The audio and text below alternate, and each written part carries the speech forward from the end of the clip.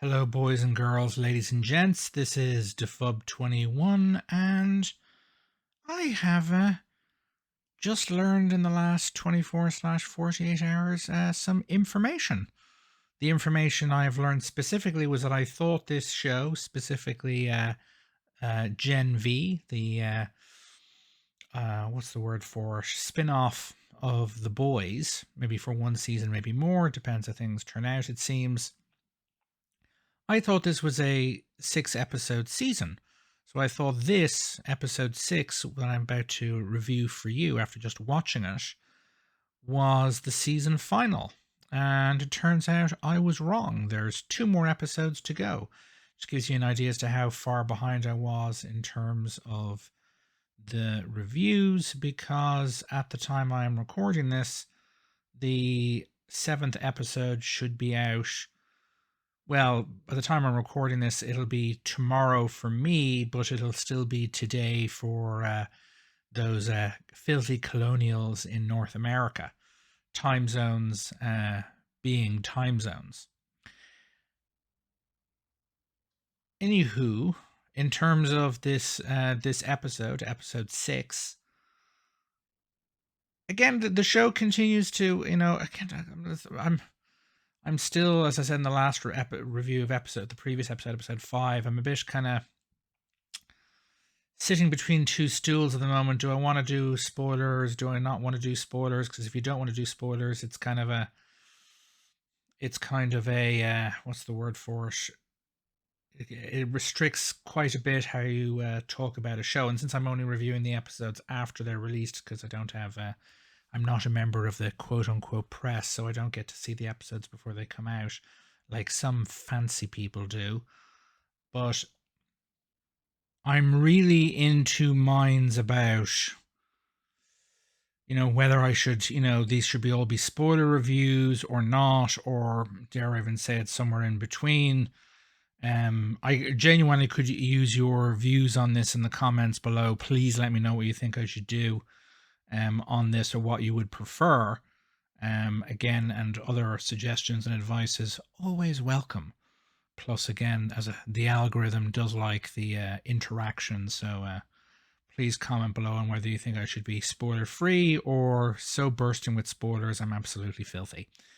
But as far as the show goes, and this episode goes, it continues what has been from the very first episode of Genv, across the board, much stronger than what I've been reviewing recently in terms of shows, whether, again, from Disney Plus, in terms of the writing, of course. That is the key ingredient above all else, which Disney Plus lacks. That this is I'm not saying Genv is the best thing ever.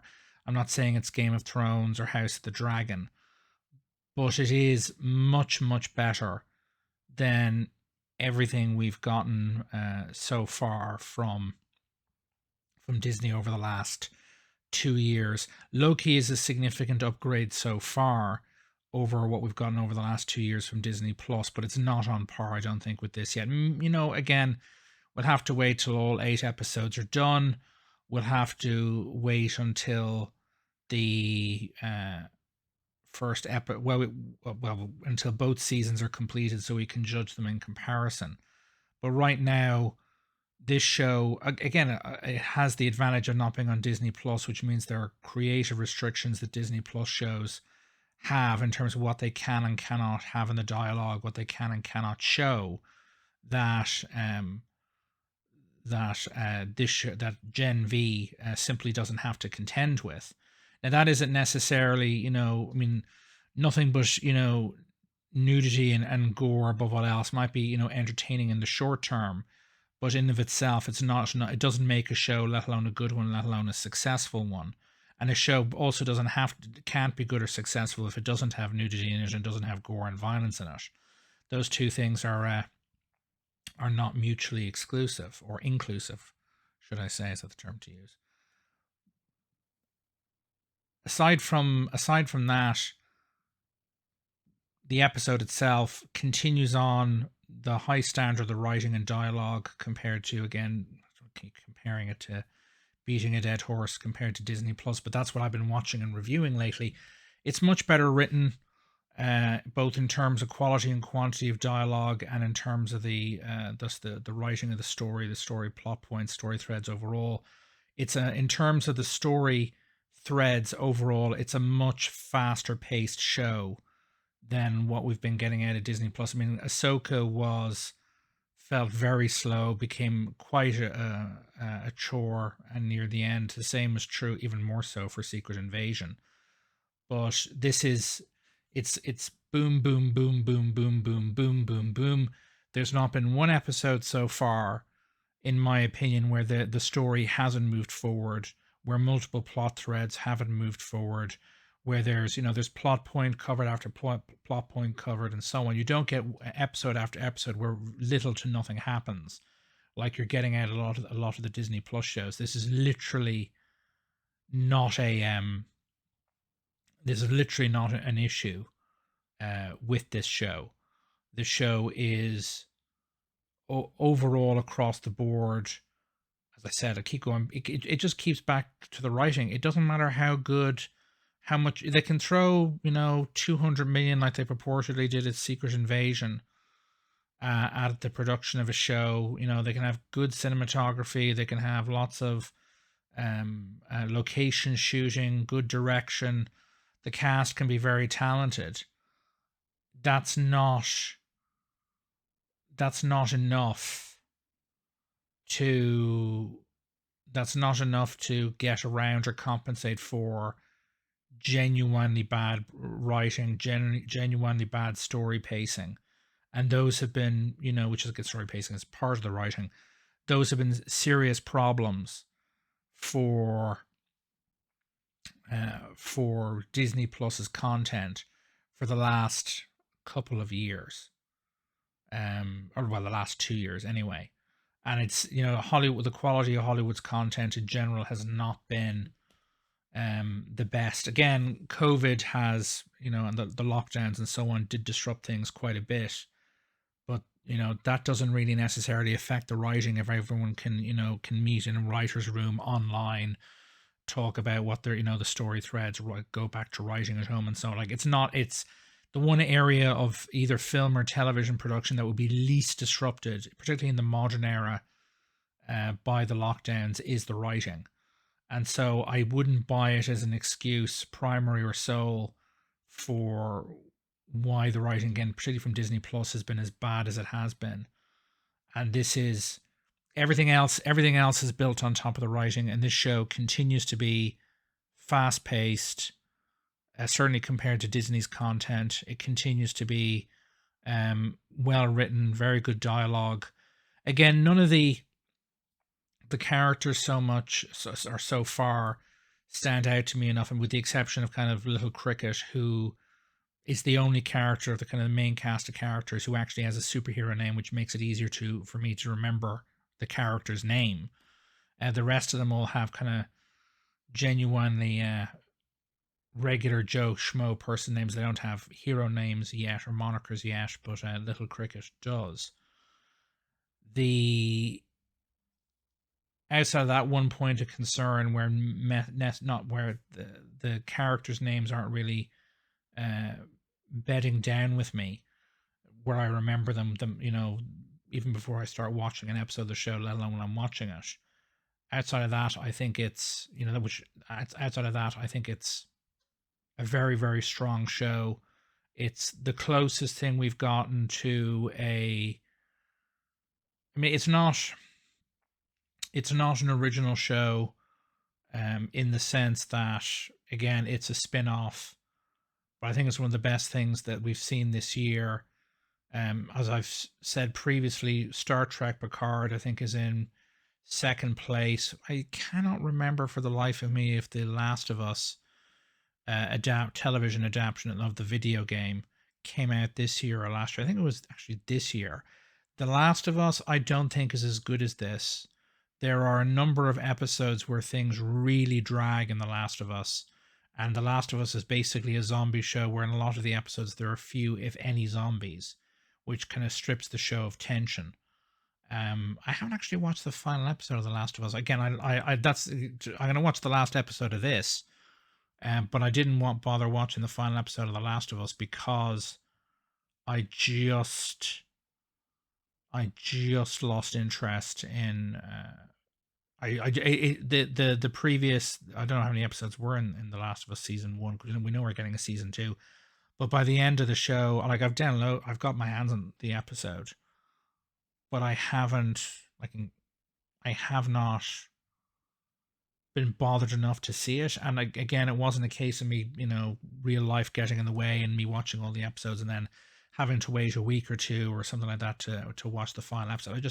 I had it at my fingertips, and not long after like when it came out, basically. And I've not yet watched it specifically. And again, I'll have to force myself at some point, but it didn't grab me. Um, it didn't grab me as much as this show did. It didn't feel like a chore like parts of Star Trek Picard season 3 did watching, because it felt, again, for me, it was a bit slow, to put it mildly, in the middle. But this is, it is right now of the kind of, I suppose it's not an original show, but so far the new shows we've had this year. Again, I still don't know whether it's going to be one season only or whether it's going to have a second season. But so far, I'm not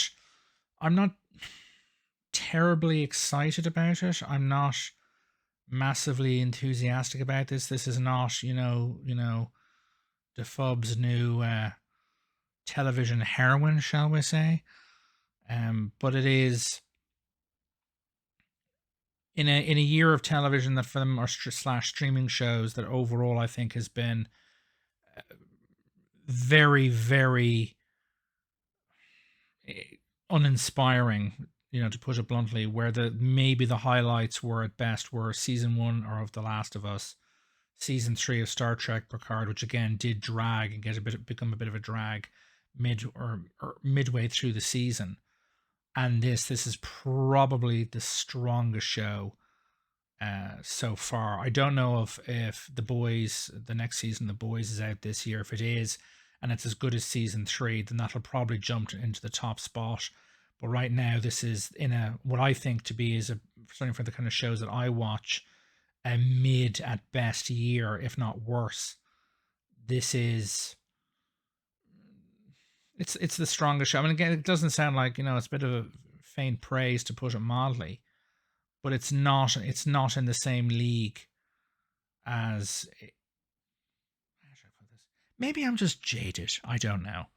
I this turning into a rant about my own personal ennui. I think is that the term to use, or pronunciation is correct or not. But it's not.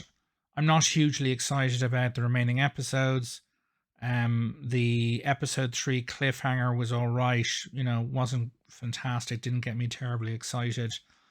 I have not developed a religious attachment to the show, although I haven't developed a religious attachment to The Boys either.